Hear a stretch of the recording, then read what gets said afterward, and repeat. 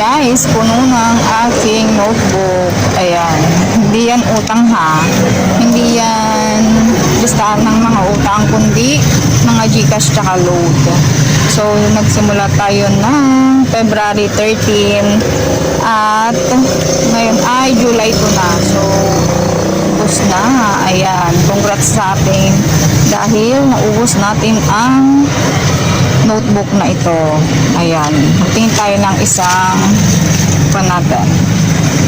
Ito, noong April 9, ayan. April 9, GCash 878, Yellow 250, sa store naman 8,200, sa sigarilyo, Yossi ay 1,500. So, yun lang guys. Ganyan ako magkwenta ng aming paninda. Everyday yan, everyday yan.